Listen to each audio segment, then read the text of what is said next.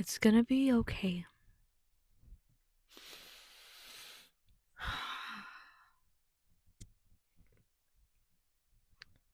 The energy tonight is so heavy, yet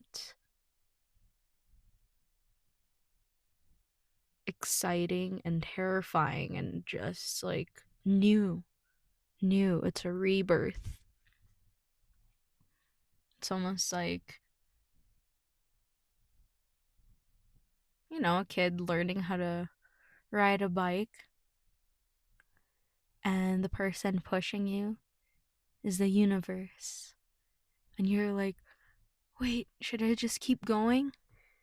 Am I doing this right? Am I doing this right? Are you still holding on to me? But the universe has already let you go because you're already doing it. You're already doing the damn thing. I'm proud of you. Whoever you are, you're gonna take the leap whether you want to or not. You almost don't have a choice. You almost don't have a choice. 111.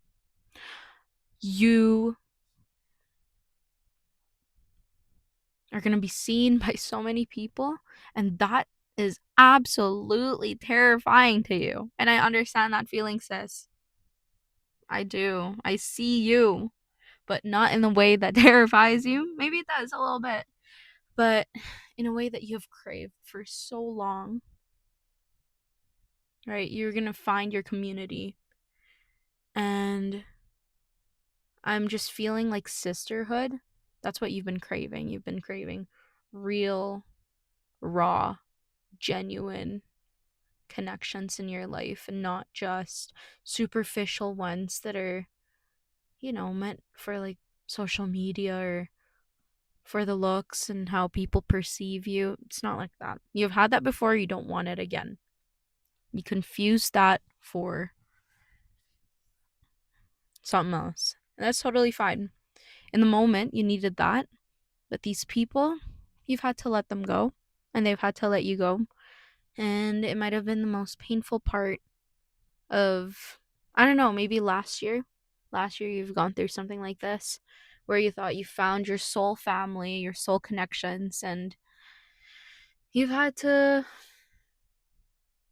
honestly just focus on your own growth and learning who you are, because for all of your childhood and early adulthood, if you're like just becoming more independent, you are learning how to not operate through survival mode anymore, because you've had to do that for yourself and for other people.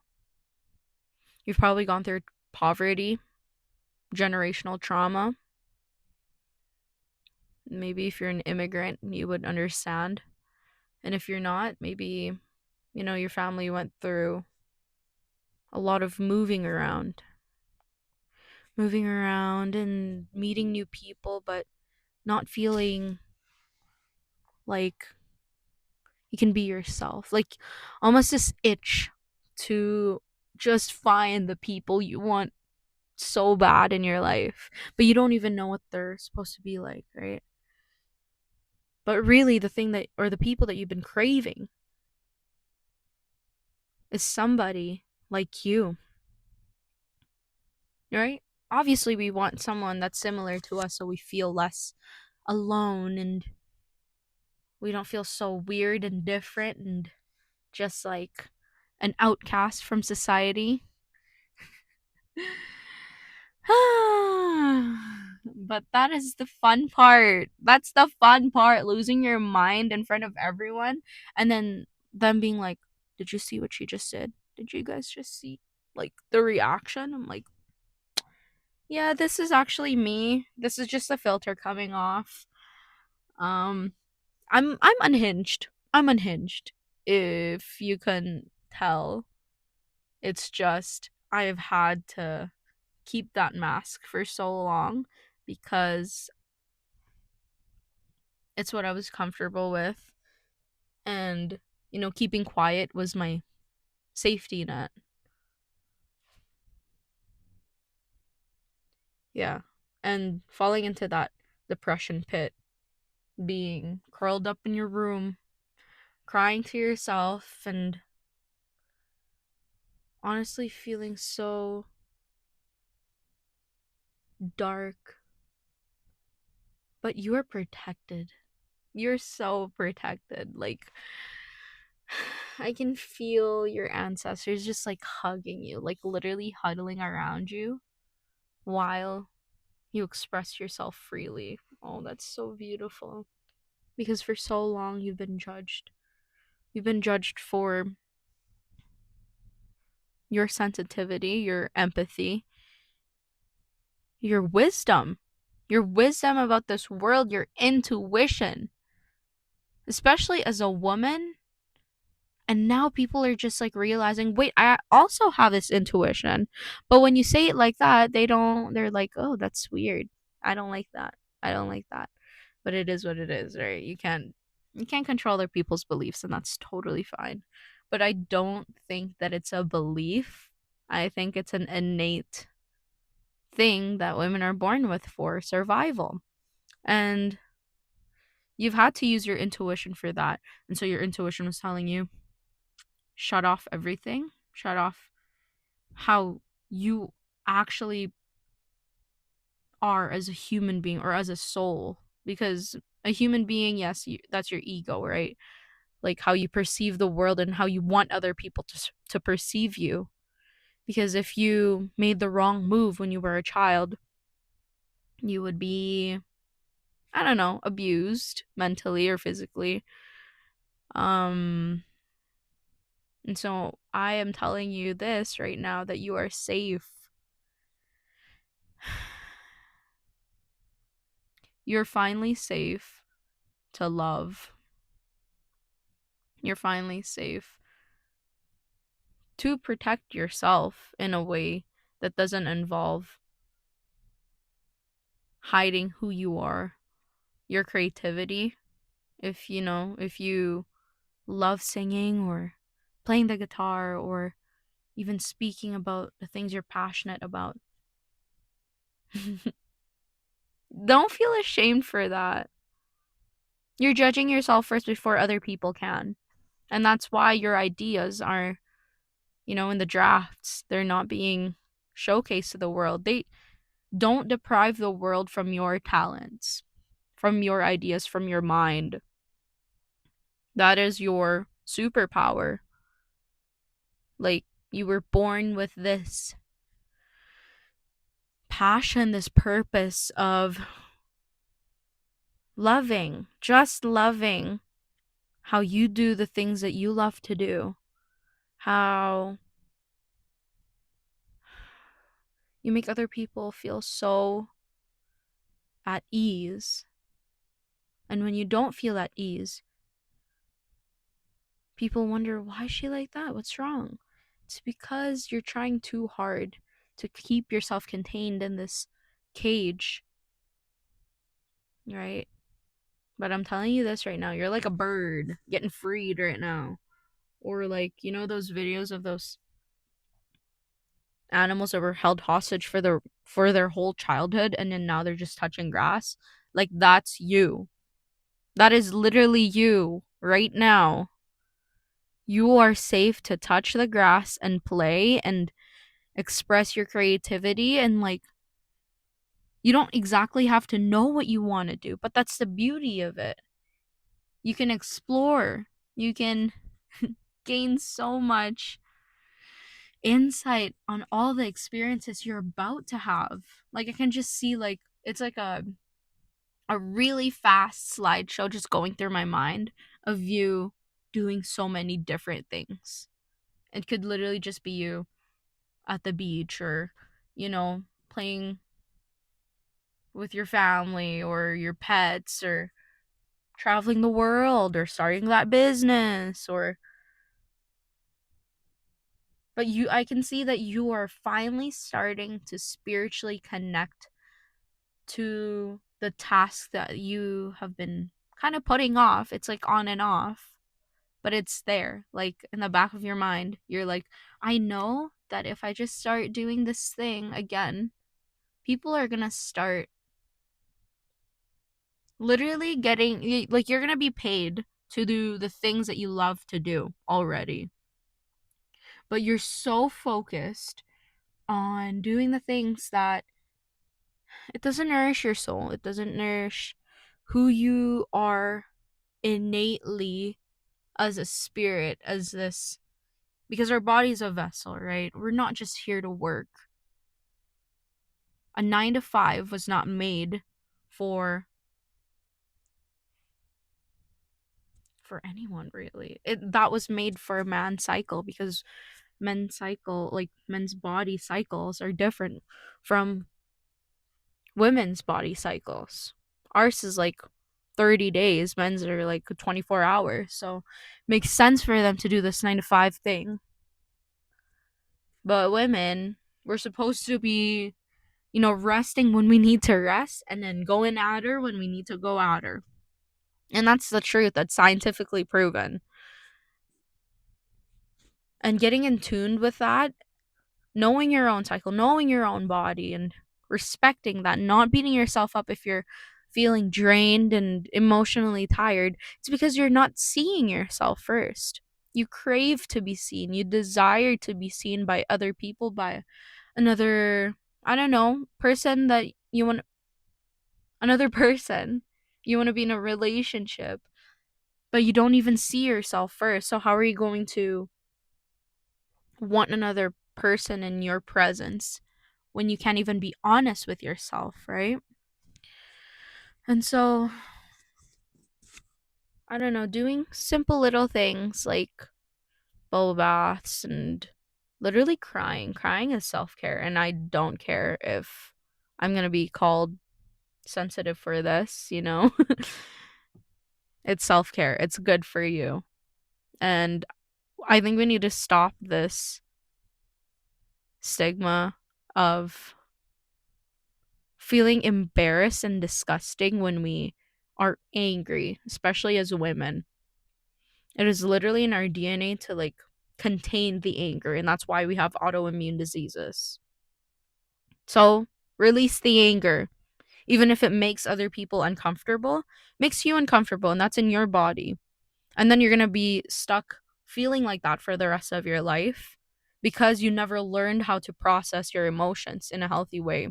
Obviously, I'm not telling you to go scratch your ex's car or, I don't know, vandalize a building. Obviously, I'm still angry.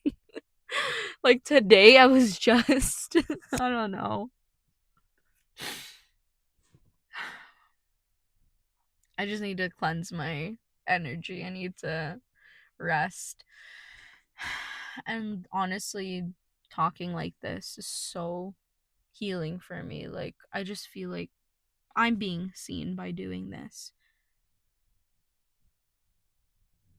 And I'm manifesting that the people that watch this are on the same wavelength, and there's no judgment over here, there's no shame, and we're all free to express our emotions. It can be happiness and love and anger and sadness and depression, but just know that these emotions are not who you are.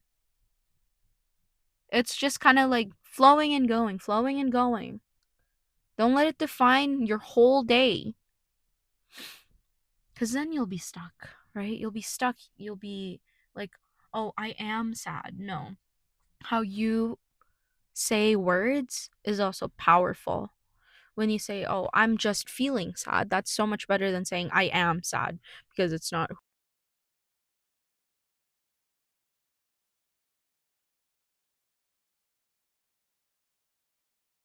No idea if I was using my mic the entire time. I might have just been talking to an empty.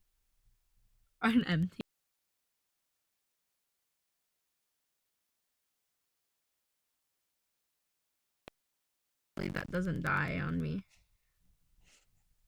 Yeah, because I was also talking before this, and I just felt like sometimes I need to record first and then get the anxiety out. See, when I like grab my chest like this, it means that I'm honestly conquering that fear of speaking up because I never do that. I used to just like, I never spoke through words, I just spoke through emotions, and that was kind of not healthy for me. And you know what, for the people around me too, because I couldn't verbalize what I was going through. And that's what I grew up around with, though, I grew up around people who didn't really think that mental health was a real thing. And so that's why I went to college to learn about psychology. And that was probably the best thing I invested my money in because I got to intern with children who were all different. They were all from different countries and different languages, and I felt seen. And all I wanted to do was make these kids feel seen. Like it felt like a little community from everywhere. But it also broke my heart because I understand that feeling. Like, I understand the feeling of, not being able to speak the language so fluently or sounding different. Like, even now, when I talk, when I talk, I'm still insecure or still feel insecure that I'm not saying the right things or, whatever. But doesn't matter. There's people like you and they know that feeling. And so it's okay. Once you start releasing that fear, you can start or stop worrying about that and focus on another thing. You can start focusing on your passions and your hobbies and the things that give you purpose in life. And I think the most common misconception is that we have to be stuck doing this one thing for the rest of our lives. When that's not true. That's actually the kind of sad if you think like that. And that's okay if you're like that too, because some people are rigid minded, some people are open minded, some people are closed minded, and it is what it is. It's the world we live in. We need the extremes so that we know both sides of the spectrum. But it's just learning that, wait, sometimes I can get into that cycle too, right? Like it's not like I am dividing myself into this like, okay, on the other side of the spectrum I'm the super open-minded person, and like I'm this perfect human being, and then the other people are closed-minded and whatever. That's closed-minded thinking. When you start stereotyping like that, that's closed-minded, and that's kind of your spiritual ego speaking through ya. I never felt comfortable speaking about spirituality and my religion. And today I said that I was born a Mormon or Catholic or Christian. And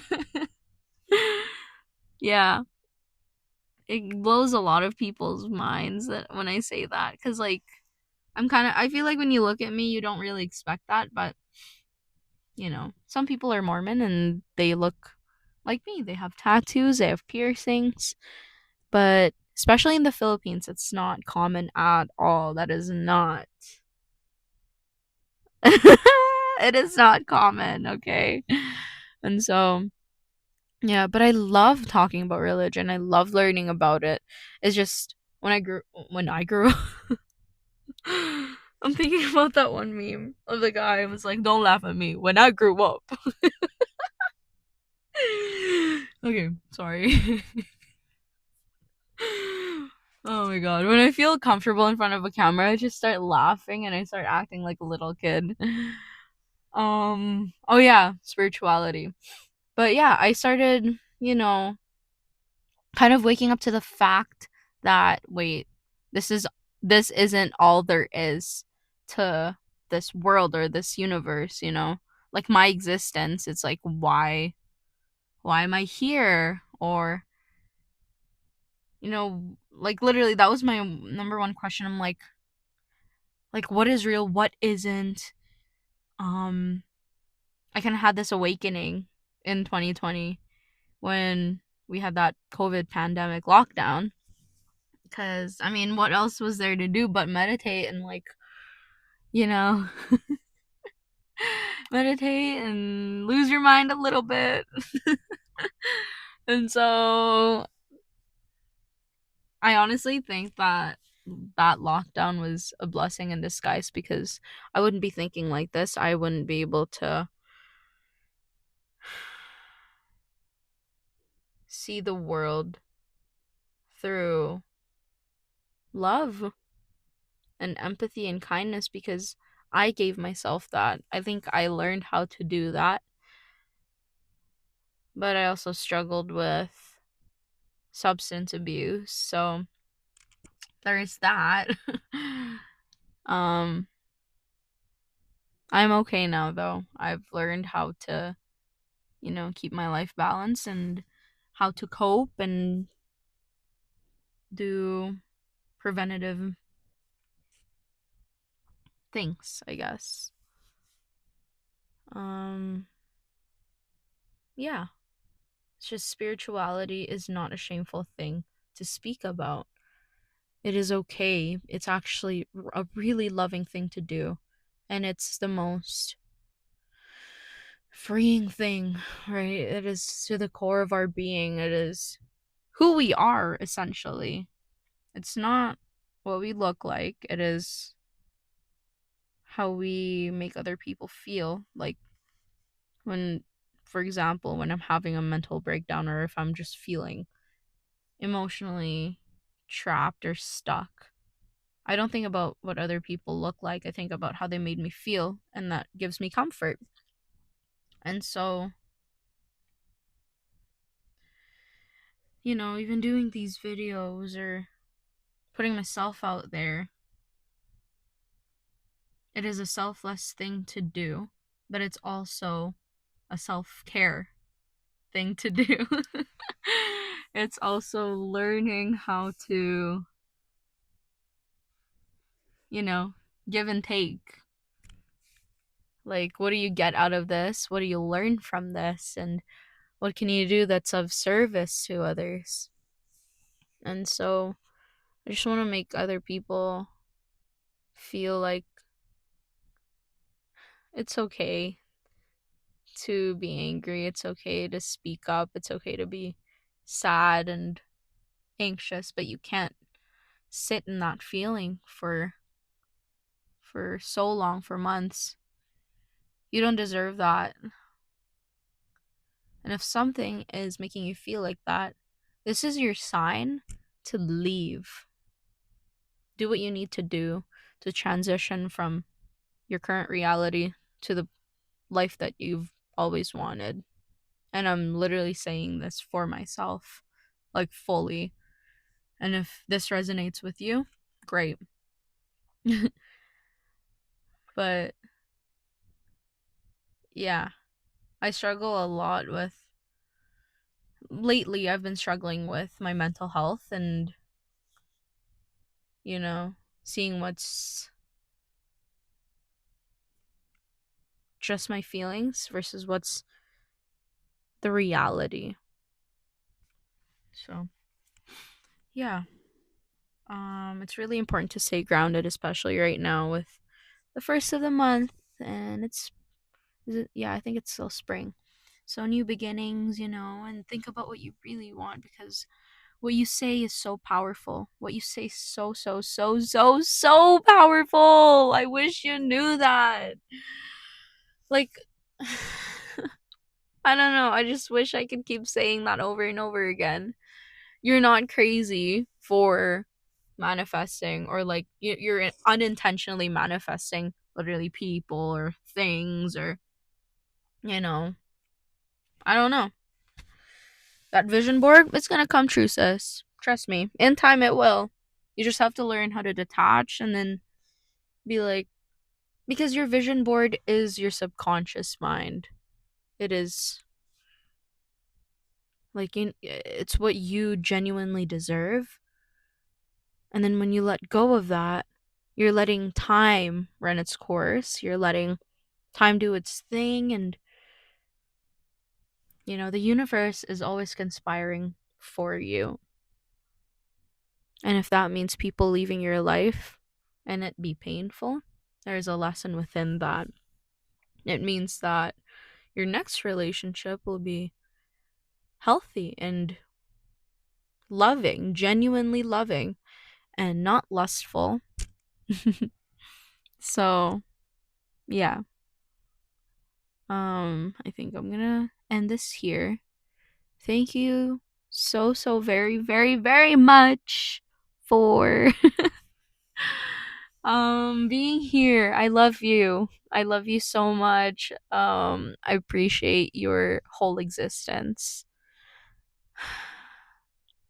And take care of yourself. Okay? Take care of your little heart.